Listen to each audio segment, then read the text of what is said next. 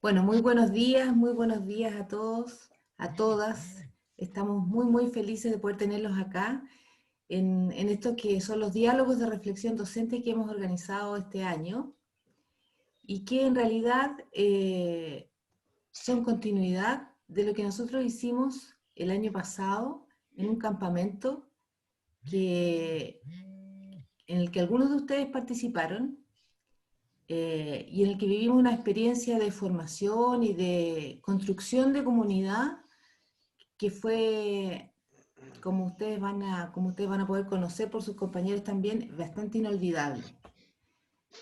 Nosotros dijimos este año no podemos, a pesar de todas las condiciones que nos limitan, no podemos dejar de tener un espacio como este de formación y decidimos igualmente tener un espacio de encuentro que le llamamos diálogo de reflexión docente, porque no quisimos usar la palabra campamento para reservarla para otro momento en que efectivamente podamos encontrarnos físicamente. Tenemos la esperanza y no nos cabe duda que así va a ser, que el próximo encuentro que hagamos podamos vernos directamente y en realidad, en vivo y en directo. Al igual que el campamento del año pasado, lo que pretendemos con estos diálogos de reflexión docente es generar un espacio de formación, pero sobre todo de encuentro y de reflexión entre los profesores y profesoras con las que trabajamos en Explora.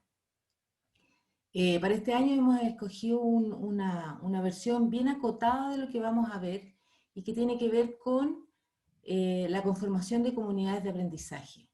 Creemos que en estas circunstancias en las que estamos desarrollando nuestra labor, es fundamental que trabajemos en comunidad y tenemos que conocer cuál es la manera que podemos hacerlo, de qué manera podemos trabajar en comunidad y cuáles son las necesidades. Y para eso dijimos, bueno, en torno a qué tema trabajamos. Bueno, y un tema que saltó a la vista, que ha sido como una temática presente para todos este año, es la salud mental.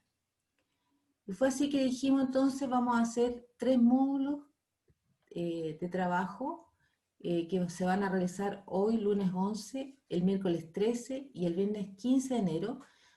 3 módulos que tienen una parte presencial, que es esta que va todos de estos 3 días de 10 a 1 de la tarde, y que tiene 3 grandes temas. Hoy día vamos a ver conformación de comunidad de aprendizaje, el día miércoles vamos a ver salud mental en docentes y estudiantes, y el día viernes vamos a abocarnos al tema de la innovación para el aprendizaje de la ciencia. Con estos 3 temas vamos a trabajar durante esta semana, porque después de cada módulo presencial que tengamos, vamos a tener un trabajo asincrónico que se desarrollará en un classroom que hemos armado para estos diálogos, y que ustedes van a recibir, ya recibieron una invitación para que se integren a esa plataforma y podamos trabajar desde allí. Vamos a trabajar en grupos, vamos a trabajar en comunidad, porque en realidad ese es el foco de este encuentro de formación. Cómo armamos comunidad, cómo trabajamos en red, cómo compartimos nuestras reflexiones y nuestro conocimiento. Ese es el corazón de este encuentro que hoy día parte y que en el que esperamos podamos generar lazos que nos acompañen durante todo el año, porque ese es finalmente lo que quisiéramos, que continúe esta comunidad que hoy partimos conformándola y que podamos seguir trabajando durante el año en todos los temas que ustedes nos propongan y que nosotros les propongamos para trabajar en torno a las ciencias. Nosotros desde Explora estamos muy felices de que ustedes nos puedan acompañar en este programa de formación y esperamos que sea el puntapié inicial de un trabajo que se prolongue durante todo el año. Así que eso queríamos decirles al inicio. Y ahora me toca presentar a quien nos va a acompañar esta mañana en el primer módulo, que como ya dije, el tema es conformación de comunidad de aprendizaje. Paula, si puedes dejar de compartir, por favor. Eso. Lo que quería presentarles ahora es a Eduardo Rojas. Él nos va a acompañar esta mañana en el primer módulo. Eduardo es profesor de filosofía. Él es de Grupo Educativo, que es una de las 3 entidades con las que vamos a trabajar estos diálogos de reflexión docente. Grupo Educativo es una organización dedicada al trabajo docente con estudiantes y profesores. Y él nos va a acompañar esta mañana presentándonos este primer módulo. Así que sin más, dejo la palabra a Eduardo. Hola, gracias Sandra.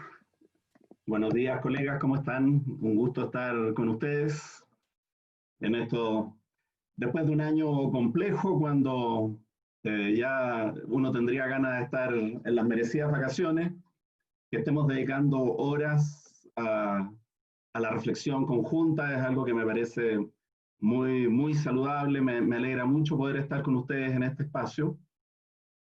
Lo que vamos a trabajar hoy día, como señaló Sandra, es un poco esto de cómo frente a las dificultades que hemos enfrentado este año, frente a estos principales problemas de salud mental que ustedes reportaron en la encuesta que llenaron, ¿cómo podemos responder frente a este fenómeno con la conformación de comunidades de aprendizaje, es decir, espacios de reflexión conjunta, solidaria, en la cual intercambiemos prácticas, encontremos nuevas soluciones, busquemos modalidades que otros colegas han podido implementar y que me pueden servir a mí, y también construir en conjunto respuestas nuevas frente a los desafíos que nos ha presentado este año.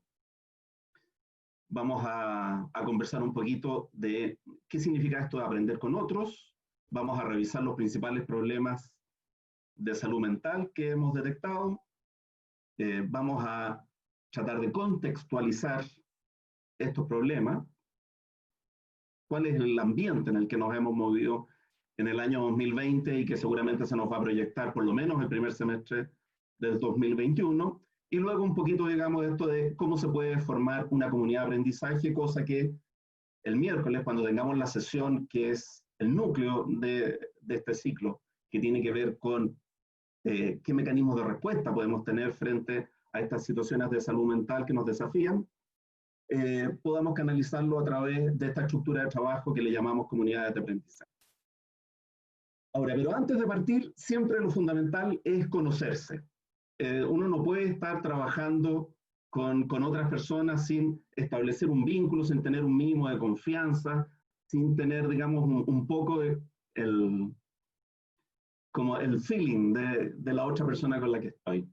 Entonces, le hemos pedido a 4 colegas que ya estuvieron en el campamento el año pasado, que nos ayuden monitoreando cada uno nos vamos a dividir en 4 grupos, y en cada grupo vamos a hacer algo muy sencillo, una actividad que seguramente algunas educadoras de párvulo conocen, que se llama Muestro y Comparto. Nos vamos a dar un minuto, solo un minuto, para ir a buscar algún objeto que yo tenga aquí alrededor, un llavero, un cuaderno, un tazón, cualquier cosa que yo tenga aquí al lado y que me parezca algo significativo para mí, algo simbólico. Y nos vamos a presentar a través de ese objeto. Entonces, con la magia de la televisión, Lucía nos va a dividir en 4 grupos, vamos a tener 20 minutos, en cada grupo, cada persona va a tener 2 minutos para presentarse máximo, y a los 20 minutos la sesión se va a cortar y vamos a volver al grupo grande. Así que, por favor, vayamos a nuestros 4 grupos. Voy a compartir pantalla.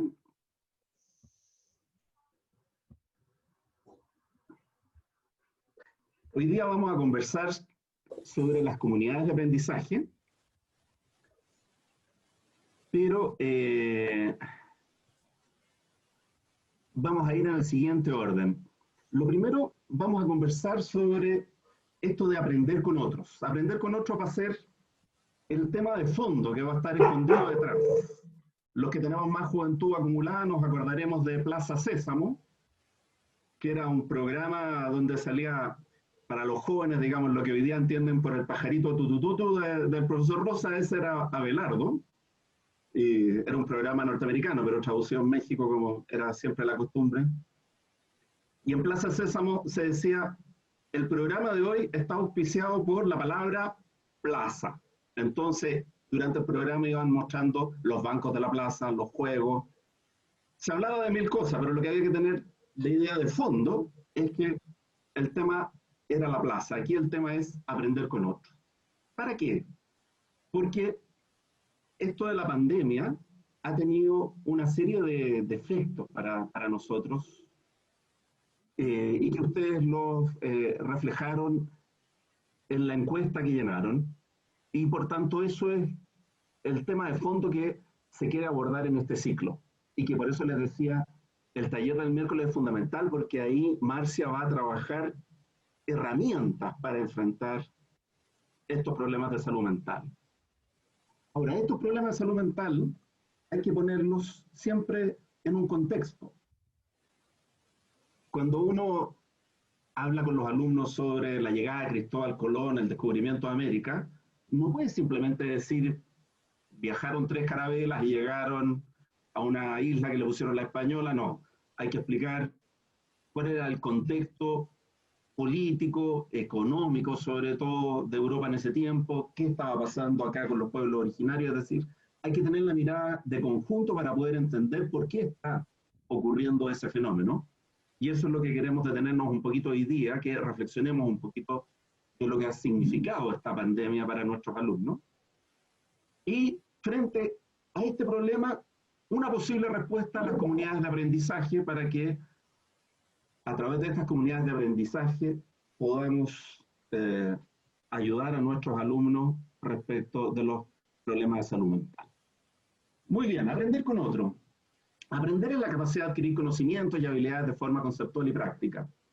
Y la mayoría de las personas no tiene conciencia de que estamos aprendiendo todos los días. ¿Y qué?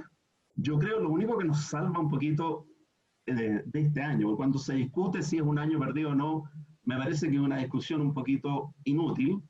Desde el punto de vista curricular, seguramente es un año perdido, pero de todas maneras hemos aprendido un montón de otras cosas, ¿sí? Que quizás nos habríamos demorado muchísimo tiempo en aprenderlas. ¿Por qué? Porque se aprende con las propias experiencias, con las situaciones, con los problemas, se aprende fundamentalmente con la interacción y con la reflexión de la experiencia que viví. Aristóteles decía que el otro es el espejo en el que yo me veo. Es decir, yo en el otro voy viendo reflejadas mis cualidades, mis defectos, qué es lo que yo creo que a veces lo estoy haciendo bien y en realidad lo estoy haciendo mal. Todo eso yo lo aprendo en el vínculo con los demás. Yo realmente aprender solo es una cosa muy difícil. Yo creo que es prácticamente imposible. Puede que uno aprenda, digamos, medio aisladamente, como ha sido la pandemia, pero siempre estamos aprendiendo con otros. ¿Por qué? Porque el aprendizaje no es solo un proceso intelectual, también es un proceso social, es un proceso emocional. ¿Sí? ¿Por qué? Insistamos, porque el aprendizaje fundamentalmente es la interacción, el vínculo con otros seres humanos. Ahora, todos nosotros sabemos, digo solo para repetirlo porque lo sabemos, el aprendizaje no ocurre solamente en la sala de clase, pasa por las experiencias de vida. Y ahí podemos reflejar e identificar los factores que influyeron en nuestro aprendizaje y cómo hacen esta diferencia respecto a los resultados de nuestra experiencia. Pero bien, vamos al segundo punto. Aquí ya empezamos a aterrizar.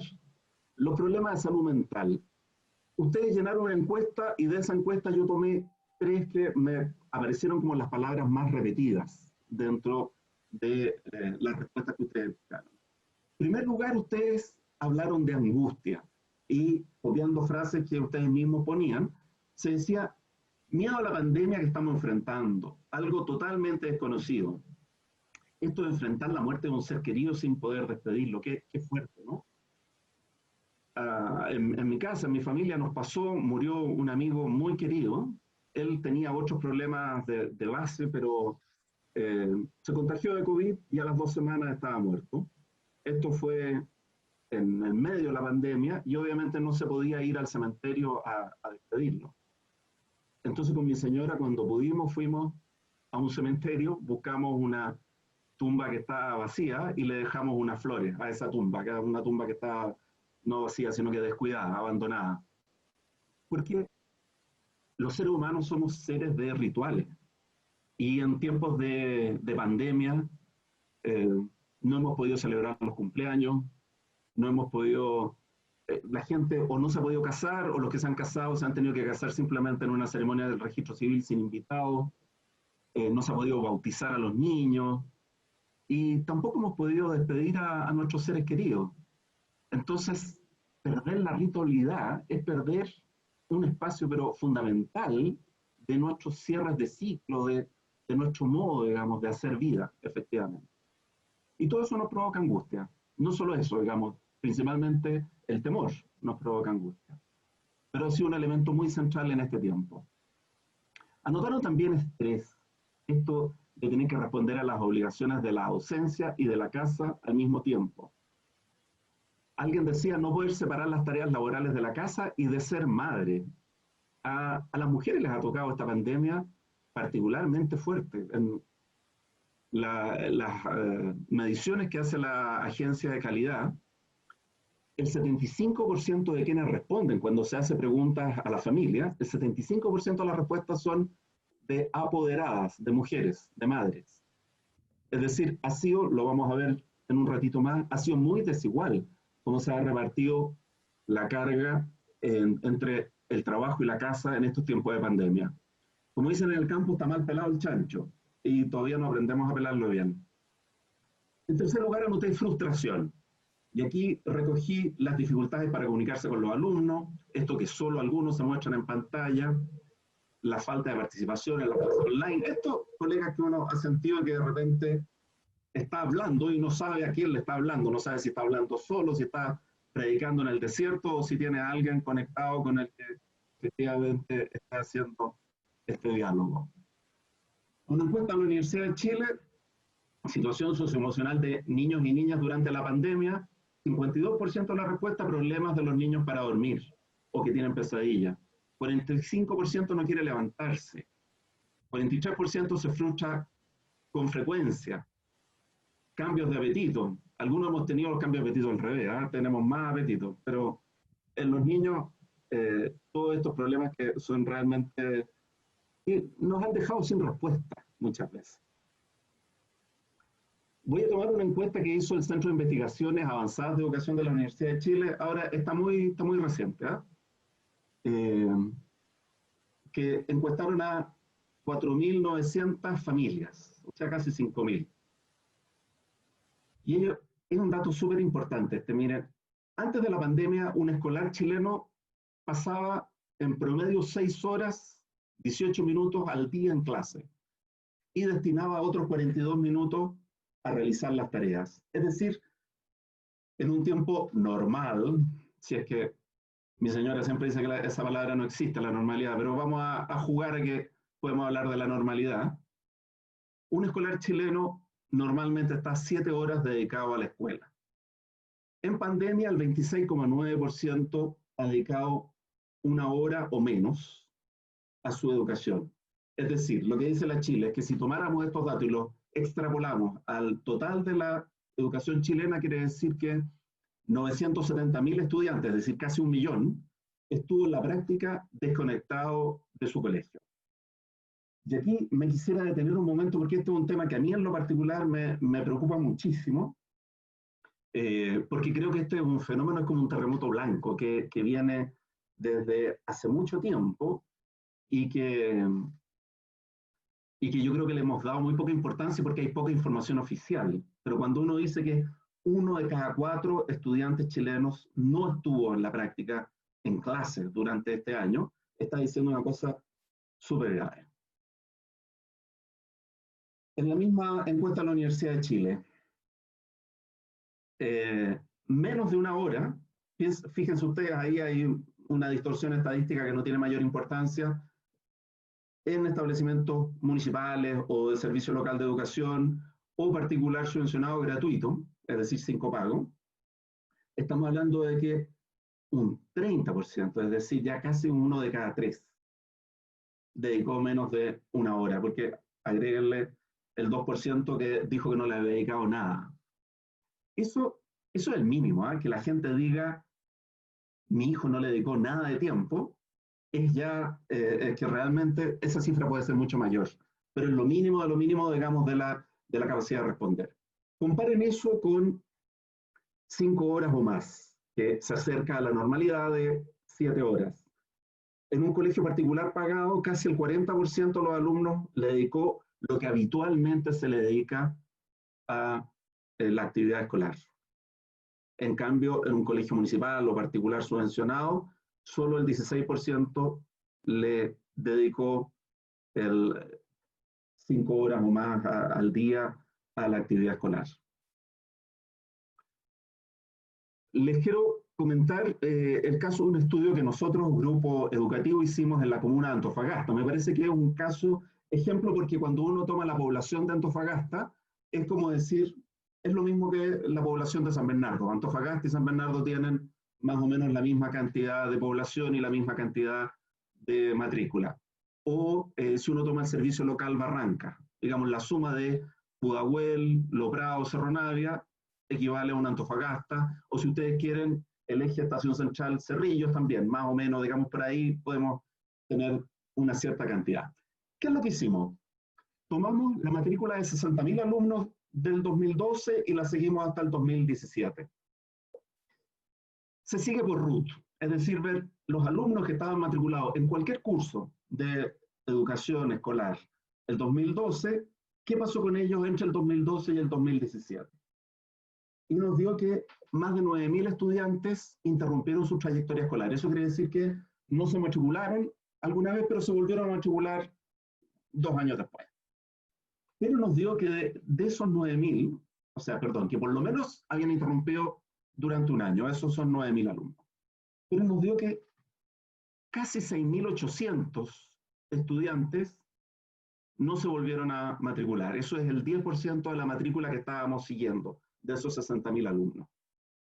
La gran mayoría en establecimientos municipales. En Antofagasta hay una sola corporación que tiene todos los establecimientos municipales y la gran mayoría de la matrícula. Pero incluso en colegios particulares pagados también hay alumnos que se perdieron. Esto no podemos hablar, a mí no me gusta la palabra deserción, porque deserción es como decir que la culpa es del alumno, es como el desertor del ejército, ¿no? No, hablamos de abandono, pero tampoco tenemos certezas, porque tendríamos que hacer un estudio mucho más global respecto a qué pasa con esos niños. Por ejemplo, los niños migrantes, que en Antofagasta es una cantidad muy significativa. Si volvieron a Perú, si volvieron a Colombia, hay una parte obviamente que no vamos a saber qué pasó con ese niño. Pero mi hipótesis es que eso no es un porcentaje muy grande. Es decir, hace ya varios años que estamos teniendo un goteo, una pérdida de alumnos del sistema escolar que no percibimos. Tuve un curso de 30 alumnos, al año siguiente de esos 30 llegaron 28 y no tengo idea qué pasó con esos 2 que se fueron. No sé realmente qué pasó. Eso es un fenómeno que está presente ya hace varios años en Chile, que no tenemos estadísticas oficiales y que yo me temo que con la pandemia esto se debe haber ampliado muchísimo más. En el caso de Antofagasta, tuvimos pérdidas desde la enseñanza básica, pero el grueso notamos que se había dejado de matricular en primero medio. La literatura dice que los alumnos se van a los 15 años, lo cual sería en Chile segundo medio más bien.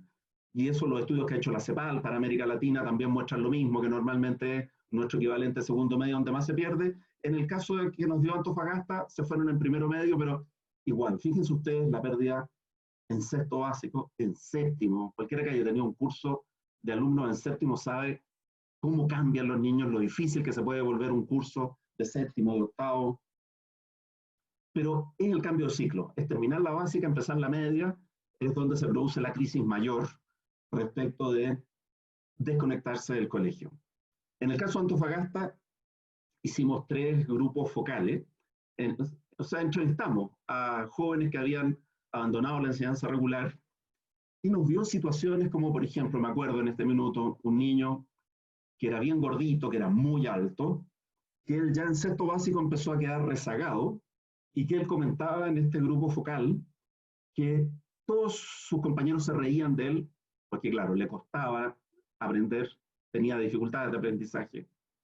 pero era muy grande, mucho más alto del resto de sus compañeros, entonces era muy notorio, todos hacían burlas, y él era el matón del curso, él le pegaba a todos, le pegaba, y de repente él dice, me aburrí de pegarles, me cansé de pegarles, y dejé de ir al colegio, no fui nunca más.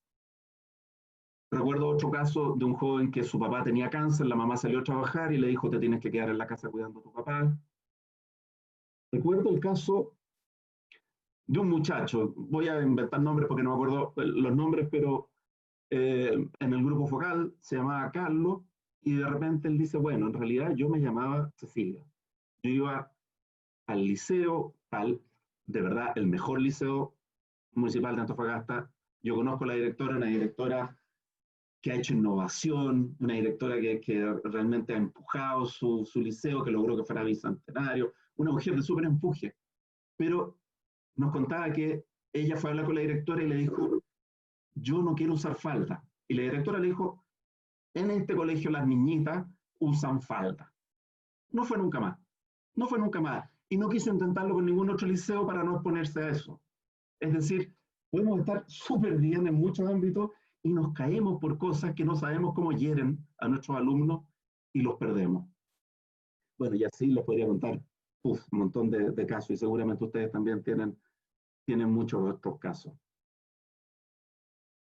Eh, Otro elemento que es muy fuerte en este contexto es el tamaño de la vivienda.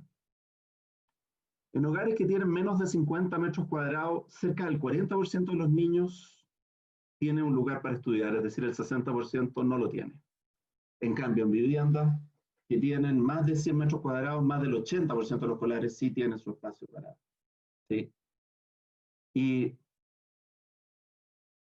el problema es que la mitad de los escolares vive en viviendas de menos de 50 metros cuadrados. Es decir, cuando hablamos de los quintiles, cuando vimos la población chilena en 5 quintiles, se nos olvida que en el quintil 1 y en el quintil 2 hay muchos más niños y los quintiles superiores tienen menos niños. Entonces, la cosa se reparte nuevamente de forma distinta. La mitad de los escolares vive en este primer escenario, donde el 60% no tenía un lugar propio para estudiar, y solo 1 de cada 5 niños vive en el escenario donde más del 80% tiene un lugar para estudiar. Esto de yo participo en un colectivo que se llama el Colectivo Sin Fronteras, que es una agrupación de gente que trabaja de voluntaria con niños migrantes. Me tocó conocer el caso de una vivienda ahí por el barrio de Independencia, hacia adentro, digamos, esa parte Maruri. Una casa donde viven 60 personas y hay un baño. Piensen ustedes, cuando uno se empieza a pelear con los hijos que se apuren para que suban el baño, si fuéramos 60 y tenemos un baño. En Antofagasta nos tocó conocer el caso de un padre que estaba con su hijo, el hijo estaba, no recuerdo si en quinto o sexto básico, y arrendaban por 100.000 pesos mensuales, 100.000 pesos mensuales, en una casa que está toda dividida internamente con divisiones de cholguán. O sea, ni siquiera eran habitaciones propiamente tal, sino que a 2 metros de altura, por tanto se escucha todo lo que pasa al lado. A él por 100.000 pesos le arrendaban el sillón del living, pero en la mañana tenía que subarlo porque es el lugar donde la gente se pone a ver televisión, escuchar radio. Entonces él con su hijo dormían en el sillón por 100.000 pesos mensuales y en la mañana tienen que desocupar para que el resto de la gente pueda ocupar. Existe evidencia respecto a cómo las condiciones físicas del hogar inciden en los aprendizajes y estas se vuelven críticas cuando todo el proceso de aprendizaje se realiza a distancia.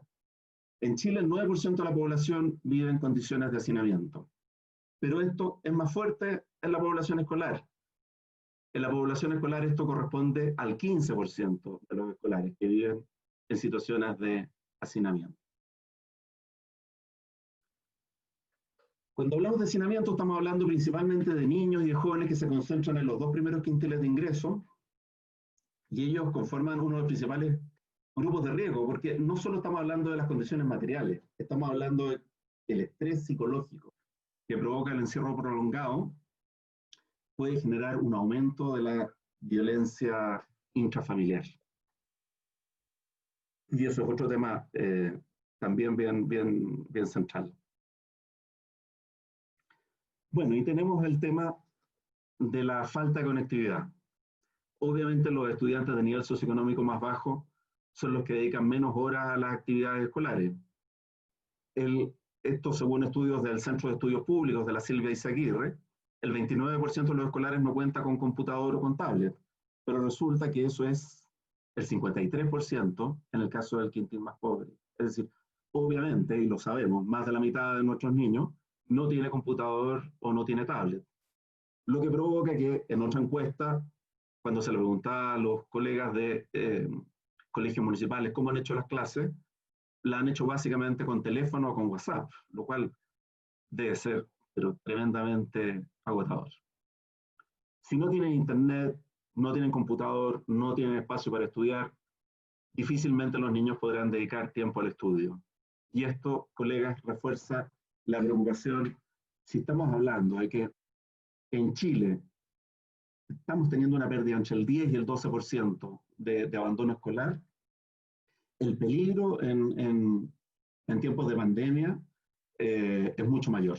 Y por tanto, es tan importante saber en qué están nuestros alumnos, qué pasa y cuántos van a volver en marzo. Ojalá que vuelvan todos. Ustedes saben que por primera vez, nunca había ocurrido esto, la matrícula, cerrando el año 2020, la matrícula 2021 cayó. Ahora, cayó más en educación de adultos que en educación del sistema regular de niños y jóvenes. Pero resulta que en Chile, hoy día, lo que se llama educación de adultos, el 76% son jóvenes, jóvenes que reprobaron en el sistema regular. Ya no es la educación que existía cuando se creó esto en los años 60, principios de los 70, la educación de adultos era alfabetización de obreros y campesinos. Hoy día, básicamente, lo que cuando uno va a un CEIA, un centro de adultos, en realidad encuentra jóvenes, ¿sí? Jóvenes que fracasaron o que la escuela fracasó para retenerlos en el sistema regular. Esta es una encuesta que hicimos nosotros como grupo educativo. Le preguntamos a 261 profesores de TP, porque nosotros en este minuto estamos trabajando fuertemente con los liceos TP. Estamos,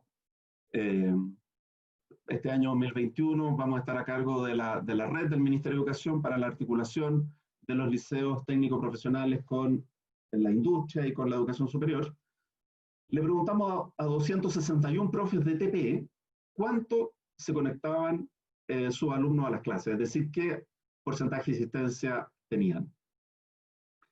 El 49% dijo que menos del 50%. Piense usted que la educación, normalmente la asistencia, voy a explicarlo así a ver si se entiende bien, nuestra asistencia regular en los liceos es del 80%, que es pésima, ¿eh? Eso es muy mala asistencia, pero eso es la asistencia donde nos movemos habitualmente, sobre todo en los establecimientos municipales, entre un 80 y un 85%.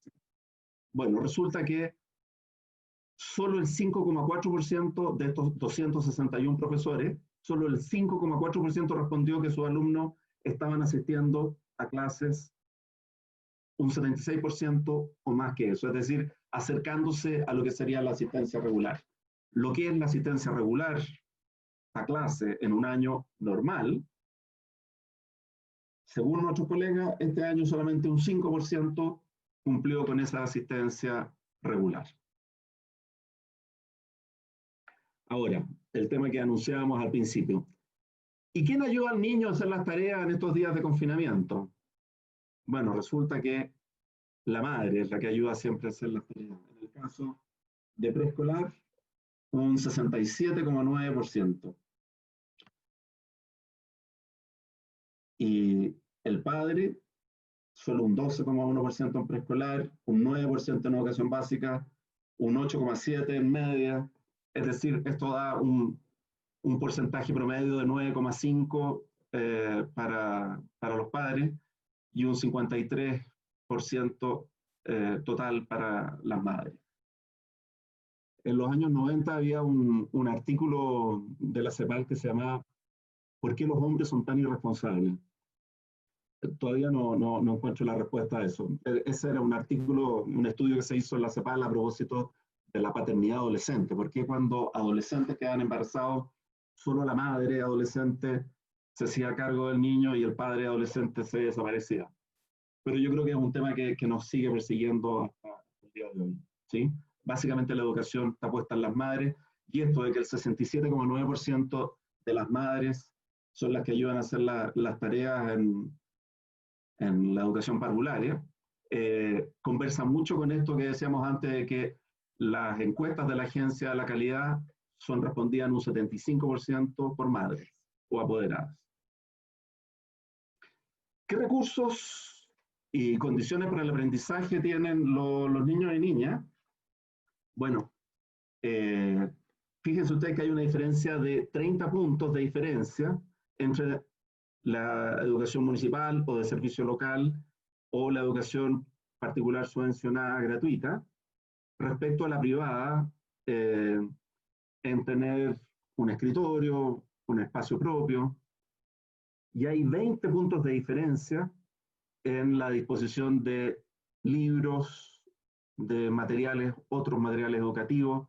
Lo único que está muy cercano, y es, yo creo por las políticas sociales y por la actividad de la JUNAEP, solamente están cerca en útiles escolares, pero en el resto hay una diferencia que es muy fuerte.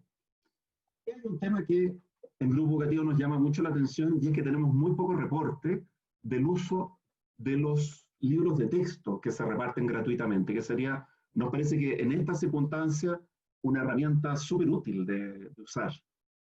Pero hay poco reporte de cómo se usa esos libros, porque es una inversión millonaria, es una inversión enorme que hace el Estado, que ha hecho desde hace muchísimo tiempo, hace décadas ya que el Estado chileno viene gastando una cantidad de plata en textos escolares, que son buenos en general, pero que no siempre uno encuentra la evidencia de cómo se están usando en la clase. Bueno, desgraciadamente esta encuesta del CIAE no indagó respecto de cuánto se usaba el libro específicamente, que se reparte eh, a través del sistema público, o también pero bueno, pero vemos nuevamente la diferencia que existe entre la educación pagada y la educación municipal, sobre todo respecto de tanto espacios para aprender como de los materiales con los que cuentan los niños.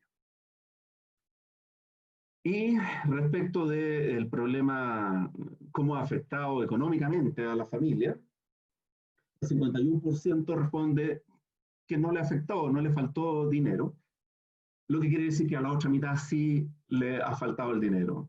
Le ha faltado el dinero para pagar las deudas o tarjetas de las casas comerciales, eso principalmente. Para otro gasto importante de la familia, estoy leyendo de abajo hacia arriba, para pagar las cuentas de la casa, agua, electricidad, para gastos de salud, para comprar remedios, y un 4,8% dice que para comprar comida. Frente a este panorama bien duro que estamos pintando, pero que seguramente para ustedes no es una novedad, ¿qué respuesta podríamos tener? Estamos proponiendo la respuesta de la comunidad de aprendizaje. La comunidad de aprendizaje es un grupo de personas que comparten información, ideas, experiencias, herramientas sobre un área de interés común en donde es el grupo el que aporta valor. Y por tanto se basan en la confianza y desarrollan una manera de hacer las cosas en común, junto con un propósito o una misión que es común, es decir, nos proponemos un objetivo común y hacemos las cosas en conjunto para encontrar esas respuestas que a mí aislado, a mí solo, me faltan. Esta metodología de comunidades de aprendizaje nace como una respuesta frente a la disminución constante que ha tenido el Estado en la administración de la educación, que no es un fenómeno solo de Chile, es un fenómeno bastante más extendido. Y por tanto, en la medida que se descentraliza, bueno, hay que buscar el lado positivo de esta descentralización, y es que en nuestro territorio podemos encontrar nuestras respuestas. Esto, si ustedes lo suman al hecho de que nuestro Ministerio de Educación en realidad tiene poca fuerza, ¿sí? Comparen con el Ministerio de Salud. El Ministerio de Salud dice, estas comunas están en el paso 2 y, y ya. Podemos alegar, es cierto que hay gente que se lo salta, etcétera, pero más o menos, digamos, entendemos qué es lo que rige. Piensen ustedes de las instrucciones que ha dado el Ministerio de Educación este año, perdón, el 2020, ¿cuál se cumplió? Como se decía del Servicio Nacional del Consumidor, le falta diente, ¿sí? No tiene capacidad de morder para hacerse respetar. Entonces, eh, bueno, ¿qué respuestas tenemos que encontrar? Tenemos que encontrar respuestas desde las comunidades. Y esto, por tanto, es trabajar una escuela solidaria, una escuela comunitaria en el territorio específico, que a partir de nuestros propios recursos, de nuestra gente, de nuestras instituciones, de nuestras redes, vayamos construyendo nuestras respuestas.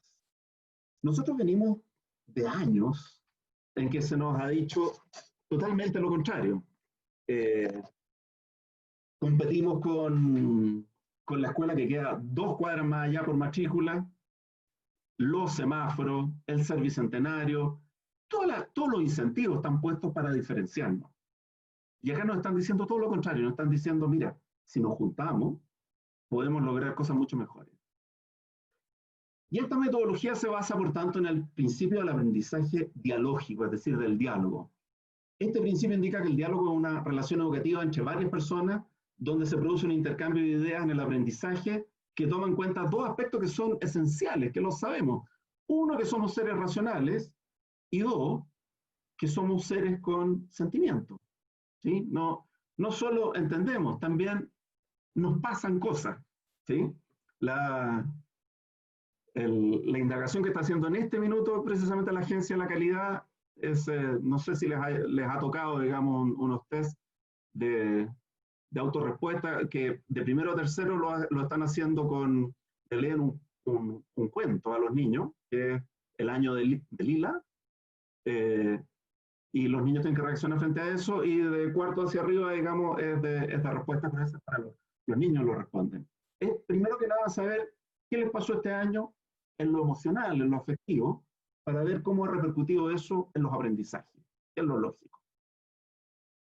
Bien, la invitación, si usted decide aceptarla, como decía Misión Imposible, la invitación es formar comunidades de aprendizaje, y por eso que nos dividimos en estos 4 grupos más pequeños.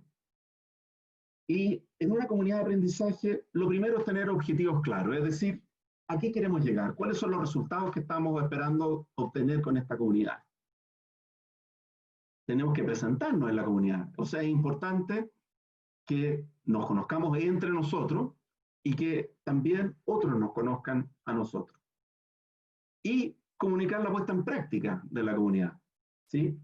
Todos tienen que saber cómo vamos a funcionar, cuál va a ser la estrategia, cómo nos vamos a comunicar, cuántas veces nos vamos a reunir, quién va a moderar. Es fundamental que haya alguien que ejerza ese rol, un rol de estarle recordando, oye, acuérdate que nos íbamos a juntar, oye, acuérdate que íbamos a trabajar esto, trabajamos en Google Docs para tener documentos compartidos, es decir, que todo esté organizado, cosa de que efectivamente, como dijo Aida la otra vez, no haya un ñoño solamente que hace toda la pega, sino que todos juntos estemos aquí construyendo este saber que nos interesa, estas buenas prácticas, estas herramientas que queremos compartir.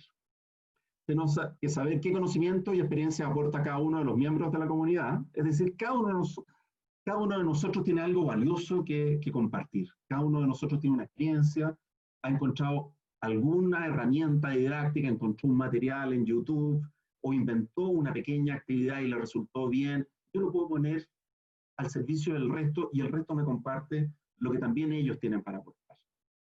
Y es fundamental mantenerse en contacto, porque si nos perdemos, si no hay intercambio, esta cosa se desinfla y se pierde. Se pudre, dicen los argentinos. Bien, para terminar, algunas reflexiones finales. Dicen que el año 2020 habría sido el año de mayor producción de conocimiento en la historia de la humanidad. Pregunta, ¿sí? ¿Cuánto de este conocimiento lo hemos podido conversar con nuestros alumnos? Piensen ustedes que este año, seguramente por primera vez en mucho tiempo, la humanidad no puso tanto énfasis en crear nuevas armas de destrucción, sino que tiró mucha plata a que los laboratorios crearan vacunas y seguramente se ha creado un montón de conocimiento que va a servir para muchas otras cosas que no sirvieron para el COVID, pero que van a servir para muchas otras cosas que tenemos que enfrentar como humanidad. Piensen ustedes todas las innovaciones que ha habido en tecnologías de la información. Cuando uno usa Zoom, Meet, Teams, en este año, ¿cuántas upgrades se hicieron? ¿Cuántas veces aparecieron una nueva función, una nueva aplicación? Este año se ha generado pero, muchísimo conocimiento. Y la escuela, ¿qué tan lejos está de eso nuevo que se está compartiendo en el mundo? Una segunda reflexión, y perdonen que estos sean así como cositas que estamos tirando, pero a lo mejor alguien las recoge y les sirve. Franco Berardi, que es un filósofo italiano, dice, esto que estamos viviendo es un fenómeno de mutación. Esto es un cambio cultural, no tiene vuelta atrás. O sea, colegas, si ustedes creen que ya en junio vamos a estar todos vacunados y vamos a volver a las clases presenciales, así que yo vuelvo a mi clase típica ya, todos calladitos, 5 minutos de normalización, vamos a pasar la lista, se me quedan callados y voy a empezar a hablar. Esta cuestión cambió. Berardi dice, esto es un cambio, está cambiando la forma como los niños aprenden a hablar. O sea, piensen ustedes los niños que desde bebé están agarrando un tablet o un celular y descubren cómo funciona, cómo se usa. Esto está cambiando la forma de aprender. Dice, está cambiando el erotismo, está cambiando muchísimas cosas.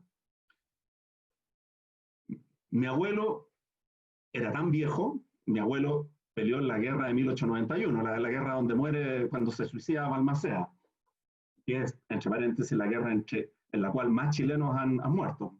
Murieron más chilenos en la guerra civil del 91 que en la guerra contra Perú y Bolivia, porque cuando peleamos entre los chilenos somos terribles.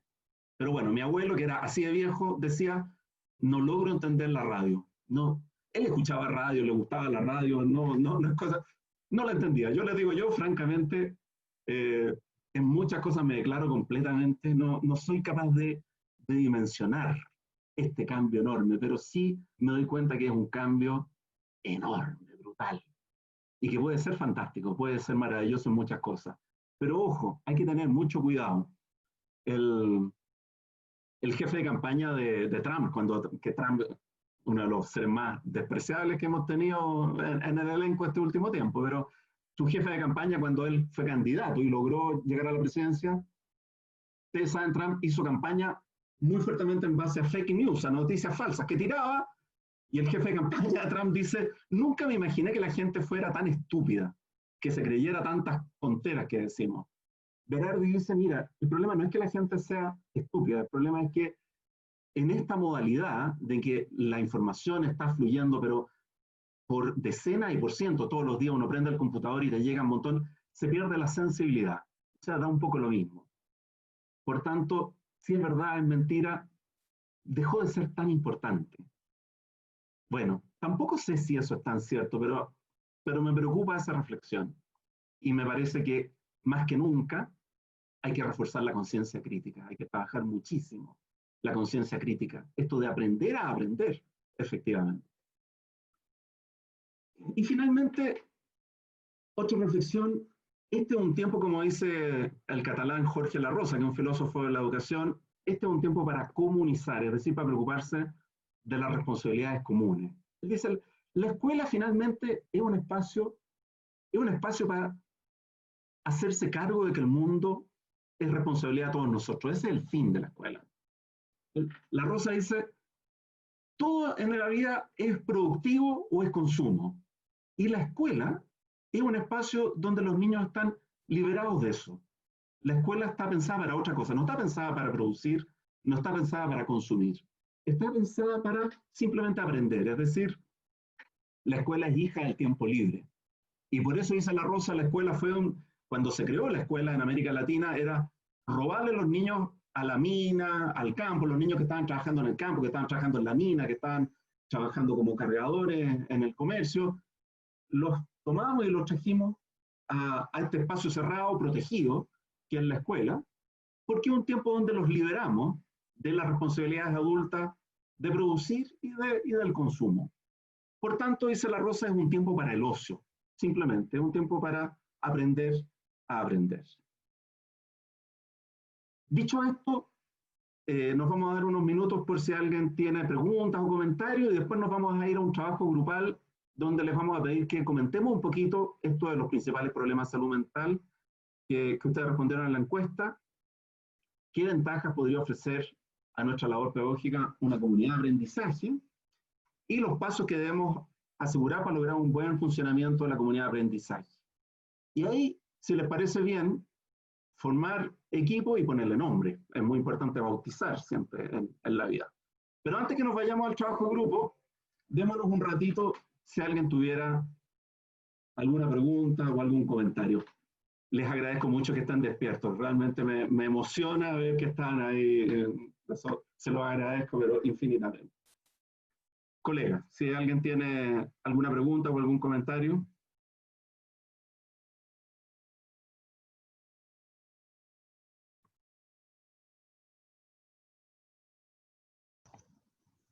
Es terrible vernos que estamos sumergidos en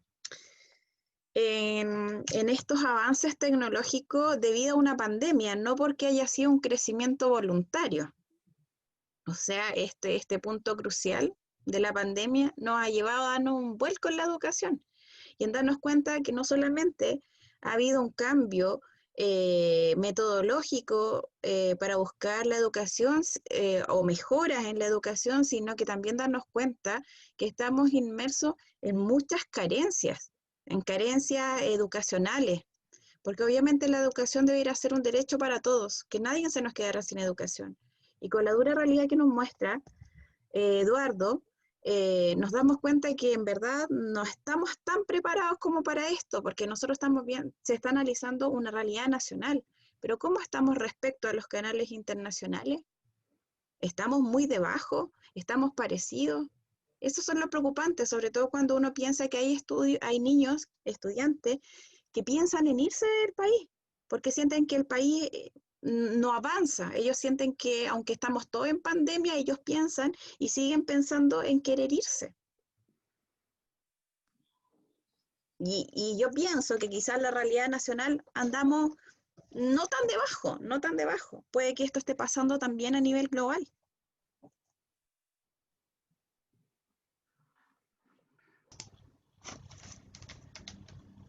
Fíjate que, mira, yo creo, Lisette, un poquito esto de que, como dicen las películas gringas, si te tocaron limones, aprende a hacer limonada. O sea, esta realidad, esta realidad estaba. Esto es como el rey desnudo, ¿no? Estuvo ahí. Lo que pasa es que en pandemia estamos viendo muchas cosas que seguramente no siempre tuvimos el momento de ver. Yo creo que hay dos cosas que uno tiene que preocuparse particularmente. En primer lugar, el tema de la conectividad. Fíjense que el programa Ceibal de Uruguay, que es como nuestro programa enlace, o sea, el programa del Ministerio de Educación uruguayo encargado de darle computadores a los niños. Es súper interesante cuando uno ve el plan estratégico del plan Ceibal de Uruguay, porque la misión del plan Ceibal es promover justicia social. No es entregar computadores, es promover justicia social. ¿Cómo lo hacen? A través de mejorar la conectividad de los alumnos para igualar la cancha. Entonces, Chile en América Latina tiene muy buenos índices de conectividad, muy buenos índices. Nosotros estamos mucho mejor. Fíjense que, increíblemente, Chile está mejor que Uruguay en abandono escolar. Es decir, en Uruguay el abandono escolar de jóvenes en educación media es más alto que en Chile, siendo que la educación uruguaya todos la vemos como una educación de referencia para América Latina. Pero finalmente también hay una cosa que tiene que ver con la falta de sentido, es decir, esto de que nuestros jóvenes de educación media van al colegio porque están obligados, pero que se aburren, ¿sí? Y que le hayan poco sentido a estar yendo a clase, es bien suave. Entonces ese es un primer tema, digamos, que yo creo que nos ha puesto al desnudo, que es el tema de la desigualdad en el acceso a tecnologías de la información, a conectividad particularmente, que está creando una brecha enorme, enorme. Hoy día, o sea, yo estoy seguro que 2021 vamos a partir con una brecha de conocimiento entre los sectores más acomodados, los sectores más pobres, que creció muchísimo. Pero lo segundo, colega, es que tan preparados estábamos nosotros. Y yo creo que nos pilló súper mal. O sea, yo soy bien ñurdo para Zoom y para todo esto, se los digo francamente. Y nos hemos tenido que subir al caballo aquí galopando. Y quizás debiéramos haber estado más preparados. Y yo también creo que es una autocrítica que nos tenemos que hacer y un desafío que nos tenemos que plantear de cara al 2021, porque la mano viene igual. Eduardo, Erika Orrego levantó su mano. Por favor, Erika. Hola, buen día. Bueno, yo les quería comentar que la forma de trabajo que nosotros hicimos, y la verdad es que nos resultó bastante bien, ¿ya? Tuvimos harto acercamiento y participación de los alumnos. Obviamente siempre hay excepciones, pero hubo aproximadamente un 80% de trabajo de los niños, ¿ya? Siendo mi escuela una escuela con alto índice de vulnerabilidad. Perdón. Resulta que, bueno, nosotros en un principio, obviamente, el primer semestre fue, pero horrible. Bueno, en la escuela también el hecho de que sean niños con escasos recursos, obviamente no tenían, como dice el profesor, el tema de la conectividad. Nosotros comenzamos a trabajar por WhatsApp.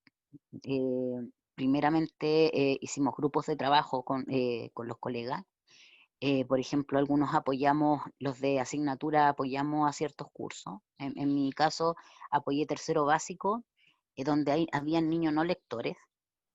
Por mi experiencia, como bueno, comenté en el grupo que hicimos antes, yo siempre trabajé en primero y segundo básico, desarrollando la lectoescritura.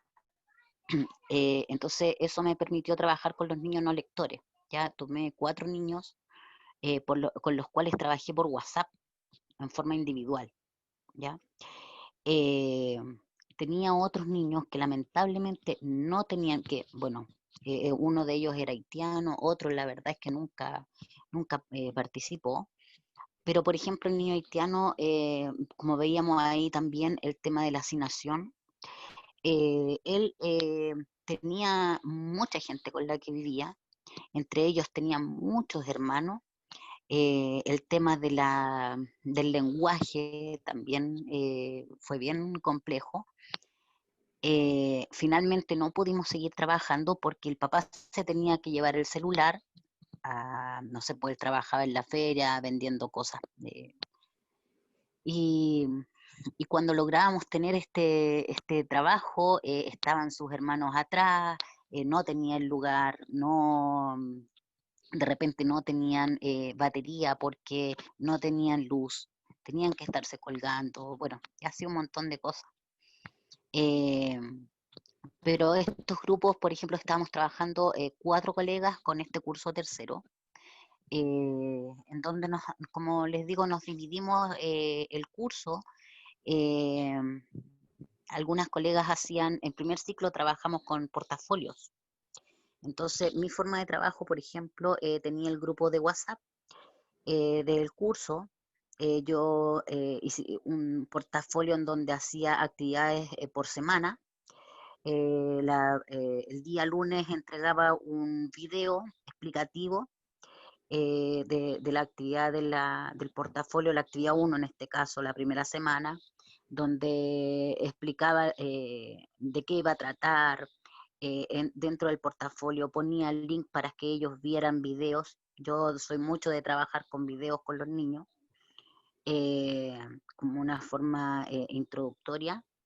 Después venía la actividad. Dentro de la actividad venía una información escrita acerca del tema. Después venía la actividad y finalmente yo hacía era un reto. en donde ellos tenían que mandar un video, no más de un minutito, explicando de qué había tratado la actividad, qué es lo que ellos habían aprendido, como para explicarle a sus compañeros lo que habíamos realizado. Y esa actividad, o sea, o ese video, lo subía yo a Instagram o Facebook de la escuela, ¿ya?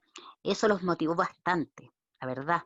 Y bueno, durante la semana yo estaba pendiente de el WhatsApp de los apoderados, si acaso había alguna consulta, y así. Esa fue mi forma de trabajo en ciencia, Ujú. ¿ya? Y la verdad Gracias. es que resultó bastante bien.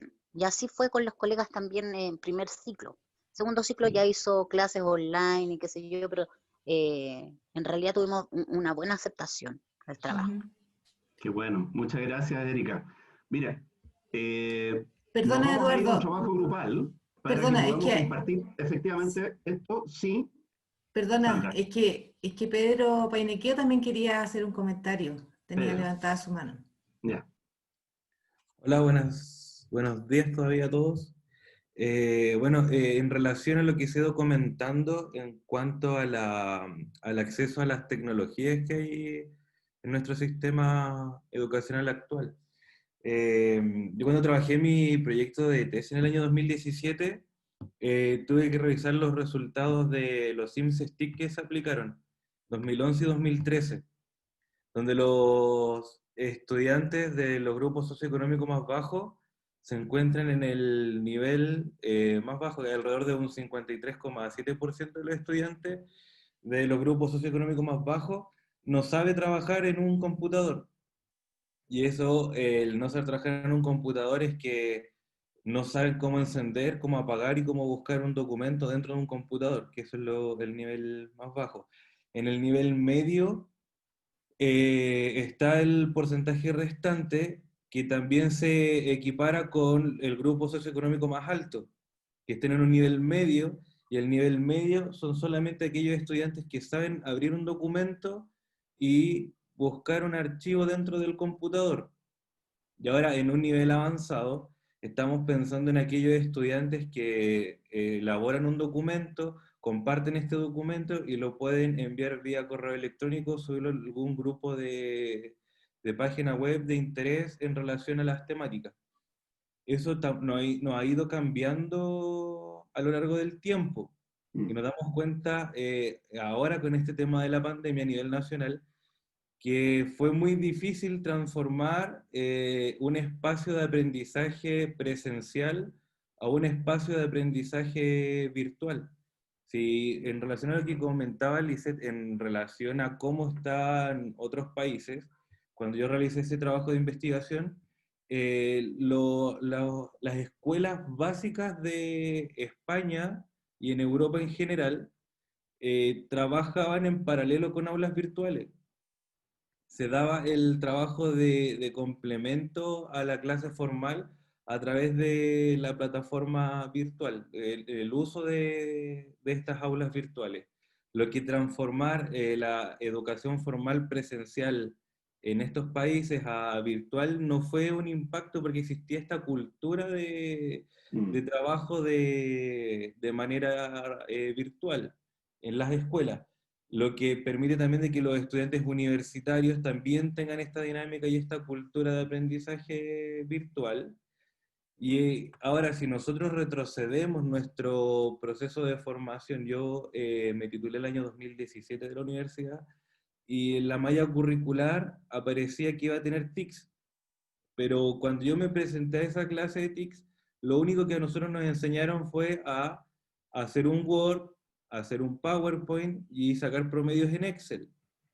Lo que a nosotros no nos permite transportar este uso de las tecnologías a la sala de clases.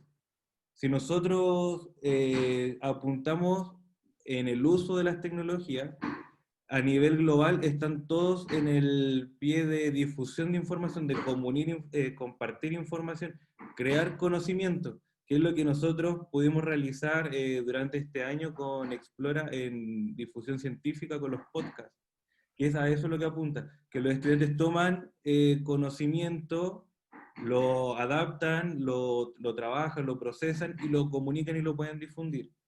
Eso es lo que se apunta. Nosotros, en nuestro quehacer diario presencial, todavía estamos trabajando con un modelo reproductor de información. Porque si nosotros tomamos una fotografía de 1999, cuando yo iba al colegio en educación básica, y la disertación era con un papelógrafo, y yo le pido a mis estudiantes que hagan una disertación y trabajan con un PowerPoint, no hay ahora actualmente ya un cambio. Esa brecha se tiene que ver ya superada por parte de los estudiantes. Entonces estamos en el punto en el que tenemos que construir información y poder compartirla y generar esta cultura. Si en el momento en que nosotros volvamos a trabajar en la sala presencial, no nos tenemos que olvidar de esto, de que el uso de la tecnología es un complemento a nuestro quehacer. Ahora es una herramienta y un aliado. Nos vimos forzados muchos colegas en tener que aprender esto a la fuerza. Buscamos muchas estrategias, buscamos muchos medios. Y ya ahora que lo tenemos ya más asimilado y un poco más familiarizado, hay que empezar a pulir y van a ver que las generaciones de estudiantes que están entrando hoy a kinder, pre-kinder, van a requerir en su educación básica y en su educación media a tener estas herramientas como complemento. Gracias, Muy Pedro. cierto, Pedro, completamente. Perdón, Eduardo, tenemos dos personas que han levantado la mano, la Nati Segovia y me parece que la Margarita. Ah, y la Jimena Rabanal. O sea, Natalia, Margarita, Jimena. Necesitamos ir a los trabajos grupales, entonces les vamos a pedir que sean acotados, porque todo esto la idea es que lo conversemos también en nuestros espacios, volviendo al trabajo de grupo. Por favor. ¿Quién seguía? Natalia, Nati. Natalia. Hola, buen día. Bueno, escuchando ahí las opiniones de ahí todos los colegas, es importante considerar, bueno, yo siempre pienso como la educación en Finlandia, que la educación en Finlandia es vista como una mesa de 3 patas: escuela, familia y cultura. Y acá se nos olvida un punto importante, y el punto importante es que delegamos la educación de los hijos un 100% a la escuela, y se nos olvidó también que, a pesar de las condiciones complejas, también hay un trabajo de los padres. Entonces me imagino, sobre todo en estas escuelas en donde los padres, su nivel cultural no es alto, que con suerte ocupan un teléfono celular, y ojalá que fuese el de Almejita, ¿ya? Imagínate pedirle construir un documento, construir una presentación, después enviarla por correo. Y aún así, yo he visto estudiantes de cuarto medio que me escriben, y estoy hablando que mi colegio igual es de un nivel más o menos alto dentro de los municipales, que me escriben el contenido en el asunto del correo, el texto del contenido. Entonces, en ese sentido, también ahí nos queda un desafío grande de trabajar con la familia. Pero no solo apoyarse de la mamá, como se mostró acá, sino que también apoyarse de otras personas. O sea, en el caso que hayan los hermanos mayores, los papás, ¿por qué no los papás? A veces las mamás que somos separadas nos enfocamos mucho en nosotras, y el papá lo dejamos ahí chip libre, y termina siendo para el juego. Entonces ahí nos falta un desafío también, un desafío de trabajar en familia. Porque una vez escuché una charla de Pilar Sordo y me pareció muy interesante lo que dijo, que poco menos ahora se le pasa a los niños, se los pasa al colegio el kinder, y por favor sácamelo listo en cuarto medio, puntaje nacional, y que hable inglés y que te haga todo.